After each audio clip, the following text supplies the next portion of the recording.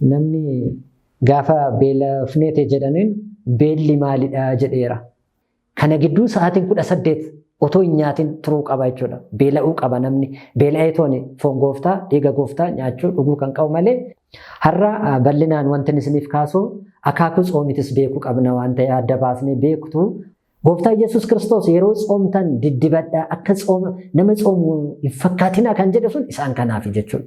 Waan dhoskaadhaan hojjan, waan waaqayyoof nuti qofa itti wal beeka. Akkuma yeroo kadhannaa qaddaasii keessatti dhuunfaadhaan namni hin kadhatu miti galatoo isa guddaa keessatti jechuudha. Waliin galatoo nan dhiyaatu.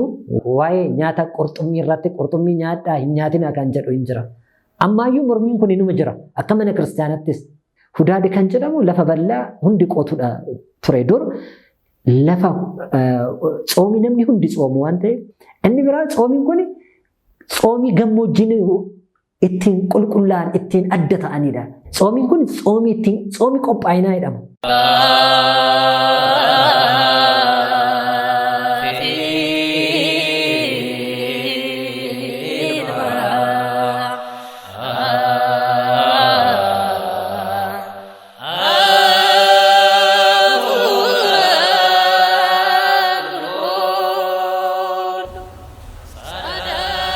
Maqaa Abbaa kan Ilmaa kan Hafuura Qulqulluu Waaqa tokko Ameen. Maqaa Abbaa kan Ilmaa kan Hafuura Qulqulluu Waaqa tokko Ameen. Maqaa Abbaa kan Ilmaa kan Hafuura Qulqulluu Waaqa tokko Ameen. Maatiiwwan Waaqayyoo Kiristoosin kan jaallattan Kiristoos kan isin jaallatu ijoollee haadha keenya Giftii Qulqulleettii Dubree Maariyaam firii mana kiristaanaa kan taatan abbootiin koo, harmootiin, obboleeyyan koo, ijoolleen hundi bakkee jirtanitti maqaa Waaqayyoo Gooftaa Yesuus Kiristoosiin nagaa isin gaafadha. Akkam jirtu? Akkam yoo nageessan? Ameen. Waaqayyo Abbaa keenya yeroo hundaa jireenya keenya keessatti osoo nuun adda hin bahin nurraa hin fagaatin tiskummaa isaatiin nutiskee guyyaa har'aa kanaatiin kan nu ga'e waan hunda nuuf guutee har'aan kan nu ga'e kan nu jiraachise har'a immoo sagalee Waaqayyoo akka waliin dhaggeeffannu barannu kan nu taasise Waaqayyo keenya Gooftaa Yesuus Kiristoos galanni isaaf haa ta'u. Akkasumas galanni haadha keenya Giftii Qulqulleettii Dubree Maariyaam ishee jireenya keenya hunda keessatti waadaa isheetiin kadhaa isheetiin nurraa hin fagaanne badii keenya irraa akka deebinu kan nuuf kadhattu kadhannaan qulqulloota abbootii keenyaa akkasumas kabajni ergamtoota kan nurraa hin fagaanne hunda isaaniif iyyuu galanni isaaniif haa ta'u. Har'a akka ayyama Waaqayyootti barumsa keenya tsoomii isa waliin jalqabne isa kutaa isa itti aanu waliin ilaalla jechuudha. Akaakuu tsoomii waliin ilaalla isa dura waa'ee tsoomii waa baay'ee kaasnirraa hiikarraa eegallee toon matsaafa qulqulluu keessatti akkamiin akka ilaallamu kennaanis kabajnis tsoomiirraa waan argachuu qabnu hunda isiniif kaasee waliin kaasnee toon ture. Har'a immoo waanuma hafee waan tokko waliin kaasna jechuudha. Isa dura garuu wanti ni yaadachiisu maalidha? Faayidaa tsoomii yookiin immoo barbaachisummaa tsoomii irratti kiristaanonni jireenya keenya keessatti akka hin daganne kan hin barbaadu. Tsoomiin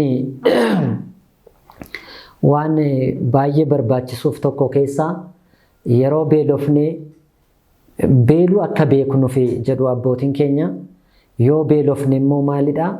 Nama rakkate, nama beela'e yookiin immoo gidiraa biyya lafaa kanarra jiru adda baasnee toon beekna waan ta'eef namaaf gaddina, namaaf yaadina waan ta'eef tsoomiin barbaachisummaa isaa keessaa inni tokko beeluu akka barruu fi akka beeknuuf namni beela hin beekne nama beela'eef hin gaddu. Namni waan beela'us namni itti fakkaanne hin jiraata. Kitaaba Matsaaf Qidusee keessatti seenaa mooticha Salamoon keessa seenaan kun hin jira. Salomoon beela hin beeku ture. Waggaa 12tti mootii kan ta'e nyaata meeshaa warqii irratti nyaata mucaa mootii Daawitii quufa malee beela hin qabu ture. Namni gaafa beelofneete jedhaniin beelli maalidha jedheera. Waaqayyos kanaan Salamoonitti dheekkameera. Beelli maalidha jedhe Salamoon. Beela beekuun barbaachisaadha waan ta'eef kana sirreetti tsoomiin barbaachisaadha jechuudha. Yoo achirraa kaane namaaf kan yaadnu namaaf gaarii malee yaraa yaadnu jechuudha. Namni tsoomu nama rakkatee yeroo argine biraan darbinu dheeressinee fageessinee tooni yaadnaaf jechuudha. Karaa hunda waan gaarii hojjechuudhaaf nu jajjabeessa jechuudha. Namni tsoomii namni beela beeku jechuudha. Gooftaa Yesuus Kiristoos akkuma beekamu gaafa dhufaatii isa dhumaa isa lammataa jechuudha. Gaafin inni nu gaafatu keessa beela'ee na nyaachistaniittu na nyaachisneedha warra saniin, warra eebbisuun immoo beela'ee na nyaachistaniittu koottaa gara mootummaa isiniif qopheessetti jedha jechuudha. Beela kan beeknu kaa yoo tsoomneedha. Namni otoo hin tsoomin beelli waan ta'e hin beeku. Namaaf hin gaddu. Waan akkasii mararfatu jechuudha namaaf. Kana sirreetti itti ilaallee ittiin akka barruudha. Kan biraa tsoomii wanti dagatamuu hin qabne maalidha? Tsoomii kan tsoomnu akka mana kiristaanaatti barbaachisaa kan ta'u jechuu barbaadanii yeroo foonii fi dhiiga gooftaa Yesuus Kiristoos fudhannu dursinee tsoomuun dirqamadha. Namni tokko foonii fi dhiiga gooftaa Yesuus Kiristoosin fudhachuun dura tsoomuu qaba jechuudha. Akka mana kiristaanaa barumsa mana kiristaanaa keenyatti seera kuni. Guyyaa tsoomuu guyyaa qurbaana fudhatu yookiin immoo otoo hin qorrabin dura namni tokko sa'aatii 18 tsoomuun dirqamadha. Tsoomidha kuni. Tsoomiin kuni tsoomii nyaata dhorku nyaata adda baasee foon yookiin immoo nyaata yeroo tsoomiin nyaatamne akka hin nyaanne kan dhorku miti. Kuni tsoomii yeroodha. Yeroo tsoomiin amma namni guyyaa sanbata guddaa qorrobu yoo ta'e guyyaa qadaamee yookiin sanbata xiqqaa sa'aatii kamittan nyaachuu qaba hidheetoo nyaachuu qaba jechuudha. Sa'aatiin inni isa dhumaa nyaatu sunii fi qurbaanni kan itti ba'u ganama sa'aatii 2 yookiin 3 irratti yoo ta'e kana gidduu sa'aatiin 18 otoo hin nyaatin turuu qaba jechuudha. Beela'uu qaba namni. Beela'eetoon foon gooftaa dhiiga gooftaa nyaachuu dhuguu kan qabu malee quufarratti yookiin immoo tsoomiidhaan ala ta'uu hin qabu waan ta'eef kana kiristaanonni sirriitti hubachuu qabna jechuudha. Yoomiyyuu yeroo qorrobnu qurbaana dura tsoomiin barbaachisaadha. Ni tsoomama. Akka isiniin jedhe rakkina addaatiin yoo hin taaneen ala sa'aatiin 18 kun eeggamuu qabaa jechuudha. Kunikaa tsoomiin waan barbaachisu baay'ee kaasne keessaa yeroo darbee waan yeroo naanqatee irra darbee fananii jireenya kana hundaan akka jabaannu ayyama waaqayyoo nuuf haa ta'u. Har'a bal'inaan wanti isiniif kaasu akaakuu tsoomitis beekuu qabna waan ta'e adda baasnee beektu waan jiru garuu immoo walitti himuun barbaachisaadha waan ta'eef bakkee lamatti qoornee tollaalla tsoomii kana. Tsoomii waliigalaa jira, tsoomii labsii jedhama. Inni biraa immoo tsoomii dhuunfadha jechuudha. Tsoomiin waliigalaa akkuma dura kaasne tsoomiin Asteer labsite, tsoomiin Izraan faan labsan, tsoomii Nanawee yeroo Nanawee labsaman isaan kun tsoomii waliigalaa jedhamu jechuudha. Bara kakuu moofaa keessatti yookiin dhaloota gooftaan Yesuus Kiristoosiin dura jechuudha. Kanarraan kan hafe garuu akka mana kiristaanaa keenyatti immoo tsoomii waliigalaa kan jedhaman tsoomii 7tu jira jechuudha. Isaan waliin ilaalla. Isaan dura garuu tsoomiin kan biraa tsoomii inni lammaffaa tsoomii dhuunfaa kan jedhamudha. Tsoomiin dhuunfaan kun namni tokko dhuunfa isaatiin kan tsoomudha. Kun yeroo adda addaa ta'uu hin danda'a jechuudha. Namni fedhii isaatiin akkuma dura kaasne faayidaa tsoomii sanirraa ka'uudhaan kan tsoomu jechuudha. Tokko amma wanti isiniif kaasu maalidha? Yeroo amma namni cubburraa deebi'uuf jedhee gaabbii galu gara waaqayyotti deebi'uu yeroo barbaade abbaa gaabbitiin gaabbiin kennamuuf tsoomiin hin kennamaaf waan ta'eef kan foon isaa qulqulloos inni tokkoffaan tsoomidha waan ta'eef tsoomiin hin tsoomama jechuudha. Dhuunfaadhaan kun kan tsoomamu. Tsoomiin dhuunfaadhaan tsoomamu kun tsoomii dhokataadha. Tsoomii namoonni nurratti beekuu qabanii miti. Gooftaa Yesuus Kiristoos yeroo tsoomtan diddibadhaa akka nama tsoomu hin fakkaatinaa kan jedhe sun isaan kanaaf jechuudha. Waan dhoskaadhaan hojjan, waan waaqayyoof nuti qofa itti wal beeknu. waan waaqayyoof qofa harsa dhiyeessinu yeroo ta'e dhoskaadhaan akka namni nuuf hin beeknetti karaa meeqaniyyuu yoo qoramneeyyuu bakkee dhoskaa ta'etti dhoskaadha jechuudha. Ani nama tsoomiti jennee naasofnu jechuudha. Ani tsoomiin qaba jennee naasofnu jechuudha dhoskaadhaan. Namoonni tokko tokko tsoomii dhoskaadhaan tsoomamu mana kiristaanaas hin jira yeroo tokko amma fakkeenya tsoomii yeroo baay'ee zamana Tsiggee yeroo Tsiggee jedhamu san keessatti namoonni tsooman hin jiru. Tsoomiin kun tsoomiin namni yeroo kana tsoomu hin jira. Jaalala haadha keenya giiftii qulqulleetti dubara Maariyaam irraa qaban kabaja yookiin immoo kennaan ishee akka isaaniif baay'atan jedhanii dhoskaadhaan warra tsooman kun hin himamu. Ani nama Tsiggee yeroo Tsiggee nan tsoomamu. Zamana Tsiggee ani nan tsooma hin jedhamu jechuudha kun. Kanaaf tsoomii dhuunfaa kan jedhamu dhuunfaa keenyan kan tsoomnu. Dhuunfaa keenyan kan ofiif labsinu jechuudha. Kun immoo yeroo baay'ee kan ta'u yeroo akkamiiti? Yeroo gaabbii gallu. Abbaan gaabbii keenya tsoomii ajajaa yeroo nuuf kenne. Nehemiyaanis tsoomii akkanaa kana tsoomeera. Waan baay'ee rakkoon isa qunname ofii isaatii dhuunfaa isaatiif bakkeen itti tsoome Nehemiyaa tokko lakkoofsa 4 irratti tsoomiidhaan yeroo baay'ee ture jedha. Yeroo baay'ee tsoomii akka tsooma ture yookiin tsoomii keessa akka ture tsoomiidhaan akka gara Waaqayyoo yaadaa ture. Badii Yerusaalem Waaqayyoo akka dhiifama godheetoon Yerusaalem badiirraa akka deebitu akka Waaqayyoon Israa'elitti deebi'u gara Israa'el araaraan akka deebi'u dhuunfaa isaatiin tsoomaa akka ture Nehemiyaa tokko 4 irratti barreeffameetoon jira jechuudha. Egaa kanarraan kan hafe tsoomii waliigalaa waan tokko lama innee kaasnuuf kanatti deebi'a. Egaa manni kiristaanaa waggaa keessatti tsoomii labsii 7 hin qabdi jechuudha. Tsoomiin labsii 7 kun seeraan kan labsamanidha. Kiristaana tokkoof barbaachisoo kan ta'an. Kiristaanni tokko yeroo kanaan foon isaa dadhabsiisee foon isaa lubbuu isaatiif akka abboomamtu ta'ee lubbuun isaa immoo itti lalistee kennaa Waaqayyoo yeroo itti baay'atuuf jechuudha yeroon kun. Kanarraan kan hafe garuu kan inni isin jedhe tsoomii dhuunfaadha. Dhoskaadha inni labsii miti jechuudha. Mataa keenyaan guyyaa barbaanne kan ofiif labsuu hin dandeenye tsoomii waan kanaan ala jechuudha. Yeroo kanatti tsoomiin dhuunfaa hin kennamu. Yeroo labsii kanatti jechuudha. Akkuma yeroo kadhannaa qaddaasii keessatti dhuunfaadhaan namni hin kadhatu miti galatoo isa guddaa keessatti jechuudha. Waliin galatoon dhiyaatu waliin hin hordofnu jechuudha. Tsoomiinis yeroo kan waliin ta'e kan labsii yeroo ta'e wanti dhokachuus barbaachisu hin jiru seera kun raawwachuun barbaachisaadha jechuudha. Inni tokko tsoomii isa guddaa tsoomii abiyyi tsoom jedhamu tsoomii isa guddaa yookiin tsoomii isa hudaadee jedhamu kanana. Tsoomiin kun tsoomii gooftaa Yesuus Kiristoos gammoojjii Qorontositti guyyaa 40 tsoomiidha jechuudha. Tsoomiin kun guyyaa 55dha. Guyyaan kaan eessa dhufe kan jedhu seera mana kiristaanaatiin kan itti dabalamedha. Abbootiin keenya waa'ee tsoomii yeroo mormiin ka'e hin morminaayii jedhu.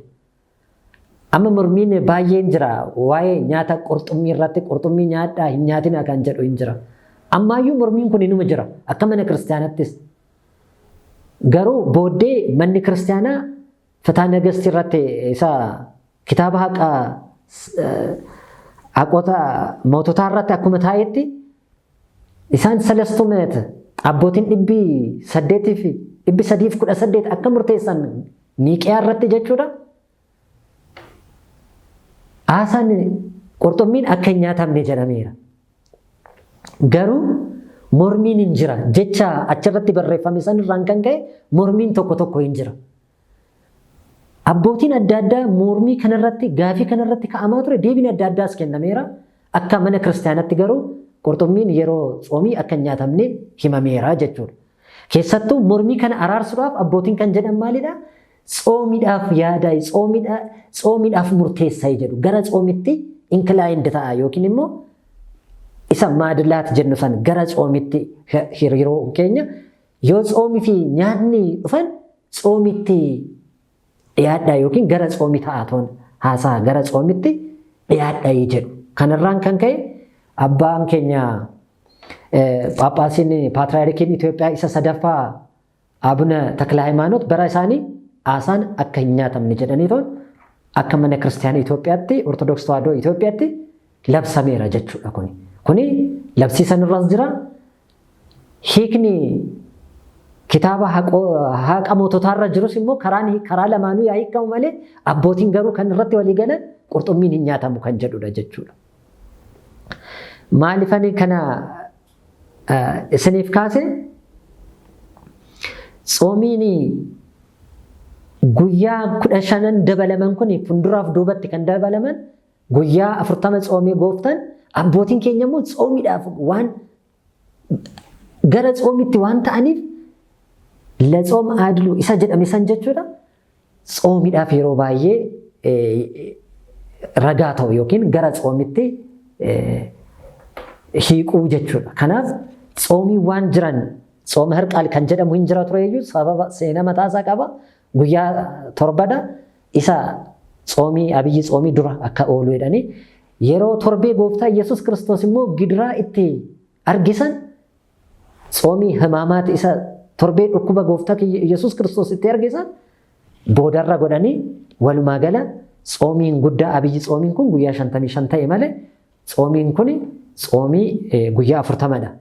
La tsoom aadlu akka jedhame san abbootiin keenya tsoomii walitti fidanii tsoomiin kun immoo tsoomii hiika guddaa qabudha. Tsoomiin guyyaa 40 gooftaan tsoomii kun akkuma sila dura isiniif kaase booda isiniifan kaasa tsoomii baay'ee hiika guddaa qabudha. Kanaaf abbootiin keenya gara tsoomii kanaatti baay'ee ilaala. Tsoomiin kun maqaas baay'ee qaba ture. Hiika baay'ee qaba. Fakkeenya abiyyi tsoom kan jedhame tsoomii isa guddaa kan jedhame gooftaa Yesuus Kiristoos tsoomii akka tsoomnu kan ta'e waan ta'eef. Bu'uurri tsoomii kana hundeessan tsoomii kana kan irraa argine hojjaadhaan kan nutti agarsiise tsoomii kana Yesuus Kiristoos waan ta'eef tsoomii guddaadha. Yesuus Kiristoos kan godhe hundinaa guddaadha. Tsoomiin kun tsoomii guddaadha. Tsoomiin kun tsoomii hudaadee jedhama. Akka naannoo baay'eetti tsoomii hudaadee jedhama. Tsoomiin kun namni hundi kan tsoomu waan ta'eef umriin isaa kan ga'e waggaa 8 ol kan ta'e hundumtu kan tsoomu guddaa xiqqaan hundi kan tsoomu waan ta'eef hudaadee kan jedhamu lafa bal'aa hundi qotudha ture dur. Lafa tsoomii namni hundi tsoomu waan ta'eef tsoomii hudaadis hin jedhama. Tsoomiin kun maqaa baay'ee qaba. Tsoomii beenyaa yekaasa tsoom isas hin jedhama akkas beenyaa kan itti kaffale. Maal jechuudha? Addaam guyyaa jalqabaa tsoomii kana tsoomuu dadhabeetoo nyaata nyaachuu qabne nyaateetoo du'e jenne. Gooftaa Yesuus Kiristoos immoo dhufeetoon tsoomii inni tsoomuu dadhabesan dhufee tsoomee addaamiif beenya ta'e deebiseef jechuudha. Kan addaam caalu gooftaa Yesuus Kiristoos daagmaawii addaam isa lammaffaa kan ta'e Yesuus Kiristoos tsoomii kana tsoomeetoon bakka buuseef kan caalu addaamiif kenne jechuudha. Tsoomii addaam dadhabesan inni tsoomee kaasaa ta'eetoon jechuudha. Tsoomiin kun tsoomii injifannoos hin jedhama. Gooftaa Yesuus Kiristoos cubbuuwwan gurguddaa sadiitti injifate. Nus kiristaanummaa keenya keessatti cubbuu biyya lafaa kana kan ittiin injifannu tsoomiidhaan. Tsoomiin kun immoo tsoomii hunda kan caalu tsoomii injifannooti. Tsoomii cubbuuwwan ittiin injifannudha. Tsoomii cubbuun qoru hunda ofirraa ittiin qolludha jechuudha. Tsoomiin kun cubbuun isaa sadan kana keessaan bahu cubbuun hundinuu yoo dhufe cubbuun waan sadi keessatti inni tokko of tuulummaadha. Gooftaan kana mo'ateera. Inni tokko inni lammaffaa waakkachuu isa sissata isa innu kana. Dhufeetoon daabboo kana biddeena godhi nyaadhu jedheen seexanni. Namni biddeenan qofa hin jiraatu jedheetoon deebisee akkuma sila kaasne. Isa lammaffaa immoo biyya lafaa kanarratti waan birrii warqii waa baala biyya lafaa kana birrii taasiseetu. Birrii taasiseetu gooftaa Yesuus Kiristoos otoo kana hunda ani kana hunda siifan kennu fuuldura isaatti gooftaa fuulduratti wanti jijjiiramu hin jiru. Wanti isaaf jijjiiramu hin jiru. Seexanni garuu itti fakkaateetu akkuma nutti fakkeessu gooftaa itti fakkeessa itti fakkaateetu kana hunda siifan kenna naaf sagade jedheen. Isa dura garuu qormaata of tuulummaadhaan isa gore. Ati mucaa waaqayyoodha jettante hallayyaa kanarraa of gatime ergamtoota waaqayyoo siif ergeetoon si kaasu jedheen. Isuma matsaaf qiddusi keessa jiru caqaseetoon jedhe. Seexan amalaaf matsaafa qulqulluu caqasaadha maal ta'e itti namanu. Garuu immoo hin caqasu. Jiru namoonni baay'ee caqsii danda'an garuu ittiin jiraachuudha kiristaanummaan. Seexanni ittiin hin jiraatu beeka garuu tiksiiwwan kana. Faarfannaa Daawit irratti kan barreeffamedha. Ergamtoota Waaqayyoo, ergeetoon Waaqayyoo akka ijoollee isaa eegu kaasu hin beeka. Daani'el fa'a akka boolla keessaa akka ergamtoota isaa hin beeka seexanni kan hundumaa. Ati sallayyaa kanarraa of gatiitoon mucaa Waaqayyoodha waan taateef, mucaa Waaqayyoodhas jetta waan ta'eef jennaaniin Waaqayyo kee hin qorin jedhamee barreeffameera jedhan. Of tuulummaa achirraa cabsee jiru. Nurraa cabse Gooftaa Yesuus Kiristoos. Waaqachuun nurraa cabse. Of tuulummaa achi nurraa cabse. Ani akkas sila otoo namoota tokkooti ani hin jedha garuu Gooftaan akkas hin jenne nutti hin agarsiisne. Waaqayyo hin qorinaa jedhamee barreeffameera jedhee toon deebisee. Inni sadaffaa immoo biyya lafaa kana akka jijjiirra itti fakkeessate isatti hin jijjiirramu itti agarsiise. Yoo ta'u naa sagaddee kana hunda siifan kenna jedheen deemati seexana jedheen yeroo san waaqummaadhaan waan itti dhufeef akkas jedheen kanas nurraa balleesse jaalala biyya lafaa sagaagalummaa cubbuu hunda Waaqayyo akka nurraa cabu taasise. Har'a ijoolleen Waaqayyoo kiristaanonnis kan tsoomnu nus akkasumatti injifachuudhaaf jechuudha injifannoodha. Inni biraa tsoomiin kun tsoomii barumsaa astamiroo jedhama. Maalidhaa Gooftaa Yesuus Kiristoos beela keenya beela'ee kan nu barsiise waan ta'eef, dheebuu keenya dhoobatee kan nu barsiise waan ta'eef, kan nutti agarsiise waan ta'eef. Inni biraa tsoomiin kun tsoomii gammoojjiin ittiin qulqullaa'an, ittiin adda ta'anidha, ittiin eebbifamanidha. Gammoojjii jechuun kan namni ittiin jiraanne. Kun immoo abboota booda ka'aniif isaan akka abba Phaawulii beetoonnaadhaan kobummaadhaan itti jiraatan abba Inxoons abba Maqaars fa'aan akka itti jiraatan booddee immoo abbootii gurguddaan Phaagmiis fa'aan abbootiin gurguddaan abbootiin amantaallee Atnaatiyoos fa'aan Gorgorii hundi isaaniitu akka itti jiraatan kan ta'e gammoojjiin eenyutu qulqulleesse Gooftaa Yesuus Kiristoos kan eebbisedha. Seera kanas kan hundeesse Yesuus Kiristoos gammoojjii deemanii kadhannaa kadhachuu jechuudha. Raawwachuu tsoomiidhaan jechuudha. Kanaaf gammoojjiin kan ittiin eebbifame kan ittiin adda ta'edha jechuudha. Tsoomiin kun tsoomii qophaa'inaa jedhama. Tsoomiin qophaa'inaa hiika baay'ee of keessa qaba. Gooftaa Yesuus Kiristoos hojii kamiyyuu jalqabu qaba ittiin kan ittiin qophaa'e ittiin fakkaatedha jechuudha. Ittiin qophaa'e. Nus kiristaanummaa keenya keessatti tsoomii ittiin qophoofnudha. Maaliif qophoofna amma kiristaanonni amma har'a jirru kun tansaa'e du'aa ka'umsa Gooftaa Yesuus Kiristoos arguudhaaf tsoomii ittiin qophoofnudha. Tsoomiin kun tsoomii hiika guddaa qabu. Waan nu fuuldura jiru mee ilaallu du'aa ka'umsa Gooftaa Yesuus Kiristoos. Jireenya Waaqayyoo duukaa jiraannu jireenya bara baraa itti argannu gaafa tsoomni raawwanne immoo foonii fi dhiiga isaa fudhanna. Kana hundaaf kan ittiin qopheessinu tsoomii qophaa'inaadha. Tsoomiin kun jechuudha. Maqaa kana hunda kan qabu tsoomiin kun tsoomii isaa akkuma dura isiniin jedhe tsoomii isaa tokkoffaa tsoomii isaa waan hundaanis guddaa kan ta'edha jechuudha.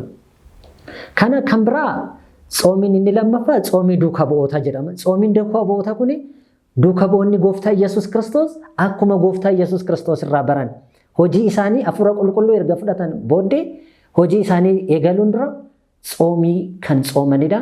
Tsooma hawaariyaat isa jedhamu ji'a sanii irraa jalqabe naannoo Gimbootii keessas ta'uu danda'a.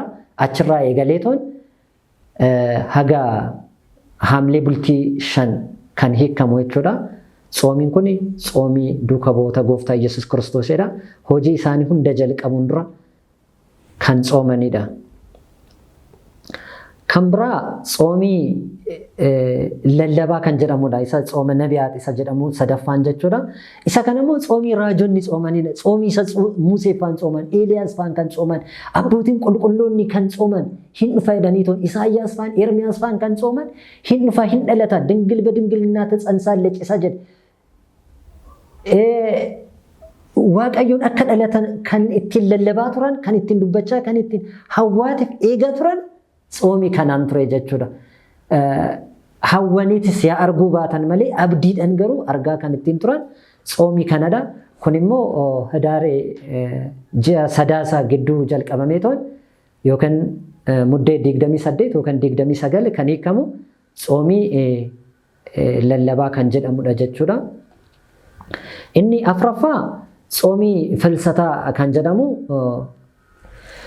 Soomii yeroo ganna kan soomamu ji'a hagayyaa tokko eegalee hanga 16tti kan soomamudha. Soomiin kun soomii haadha keenya Giftii Qulqulleettii Dubree Maariyaamiin yaadnee yookiin kabaja ishee irraa argachuuf jennee soomnudha jechuudha. Soomii hundi kiristaanni jaalatuuf hundi irratti hirmaatudha hin beekna. Yeroon kun yeroo manni barumsaa itti cufamu waan adda addaa jiras waan ta'eef ijoolleen beeta kiristaana keessa turre guddatte hundumtuu soomiin hin dagatamne yeroo baay'ee soomii kana jaalala guddaadhaan ijoolleen kan jaalatanii kan soomanidha. Soomiin kun akkuma isiniif kaasuu yaale duuka bu'oonni Gooftaa Yesuus Kiristoos du'aa ka'umsaa haadha keenya Giftii Qulqulleettii Dubree Maariyaamiin arguuf jedhanii kan soomanidha. Soomiin isaa barumsa dheeraa guddaa of keessa qaba. Akkuma beektan haadhi keenya Giftii Qulqulleettii Dubree Maariyaam xarree amajjii bultii 21 akka boqattee hin beekama. Yaa ta'u malee garuu duuka bu'oonni Gooftaa Yesuus Kiristoos bakkee gadda guddaadhaan kabaja guddaadhaan awwaalchaaf yeroo deemaa turan rakkoon karaa Ayihudootaan isaan qunname foon haadha keenya Giftii Qulqulleettii Dubree Maariyaam irratti rakkoo ga'uudhaaf deemame ergamaan Waaqayyoo harkaa fudhateetoon Yohaannis wajjin gannatii keessaa akka ishee ka'ee booddee duuka bu'oonni Gooftaa Yesuus Kiristoos walitti sassaabamaniitoon soomaniitoon haati keenya Giftii Qulqulleettii Dubree Maariyaam foon ishee akka isaaniif kenname Geetesemaanittis akka awwaalame manni kiristaana keenya sirriitti barsiiste jechuudha. Garuu akkas ta'eetuun guyyaa 14ffaatti haati keenya Giftii Qulqulleettii Dubree Maariyaam foon ishee ka'ee ol baate jechuudha. Arra gachisaa jedhamu. Yeroo kana Toomaas karaarra jira ture. Karaarratti argee baay'ee rifatee akkamiin otoo hin argin du'aa ka'umsa haadha isaatis otoo hin argin han isaatis otoo hin argine dheekkaaru. Kanaayyuu sitee argetteetoon waan tokko yaadannoo akka kenniteef deebi'ee dhufeetoon waa'een haadha keenya akkam ta'ennaan argannee awwaalleedhaniin. Duuti amajjii awwaalchee akkamitti amma taa'een jedheen ati namantu jedhanii gaafa fuudhanii dhaqan shin kaatetti nan amantan jedhee malee shin kaatee ol baatetti jedheeni akkamitti Toomaas argee nuti hin argine jedhanii waggaatti tsoomii qabanii guyyoota kana tsoomanii booddee Gooftaa Yesuus Kiristoos kabaja guddaadhaan isaaniif mul'ate jechuudha. Tsoomiin kun tsoomii haadha keenya Giftii Qulqulleettii Dubree Maariyaam kabaja guddaa argachuudhaaf itti tsoomnudha. Inni tsoomiin jaaffaan tsoomii Nanawee isa jennudha. Guyyaa 3 kan tsoomnu Faasikaan dura torbee lammaffaarra kan jiru jechuudha. Dura kan jiru tsoomii guyyaa 3 tsoomamudha. Kana yeroo baay'ees kaasneerra. Inni biraa tsoomii mul'achuu kan jedhamu tsoomii gahaa jedhama yeroo baay'ee. Tsoomiin kun guyyaa tokko cuuphaan dura kan tsoomamudha. Gaadis hin jedhama. Gaadis jedhamuu danda'a. Mul'ataafis hin ta'a. Kan biraa immoo bakka bu'iinsaafis hin ta'a. Cuuphaan guyyaa jimaatas roobis oolu hin nyaatama waan ta'eef bakka isaa kan bakka bu'u dursamee hin tsoomama waan ta'eef kun haala kanaatiin kan taa'edha. Inni tsoomiin isa dhuma tsooma dinati isaa jedhamu roobiif jimaata. Roobii Gooftaan Yesuus Kiristoos kan ajjeesuudhaaf irratti mari'atanii murteessan jimaata immoo fannoo irra kan isa oolchan waan ta'eef manni kiristaanaa kana seera keessa gooteetoon tsoomii kana akka tsoomnu taasiste jechuudha. Walumaa galatti saboota Waaqayyoo tsoomiiwwan kun hundumtuu tsoomii umurii keenyaan keessatti mana kiristaanaa keessa yeroo jiru tsoomnee ittiin injifannee kabaja guddaa immoo ittiin argannee Waaqayyo keenya duukaa ittiin jiraannudha.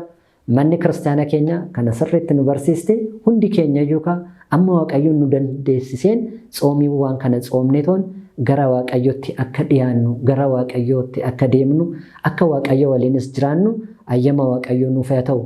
Waaqayyo abbaa keenya nu kakaasee kan nu jalqabsiiseetis kan nu xumursiise maqaan isaa hanga bara baraatti kan galatamu haa ta'u. Kabajni kennaan haadha keenya Giftii Qulqulleettii Dubree Maariyaam akkasumas eebbi qulqullootaa gargaarsi ergamtoota jireenya keenya hunda keessattiyyuu akka nu jajjabeessu akka nurraa fagaanne nuun adda hin baane nuuf haa ta'u. Ameen.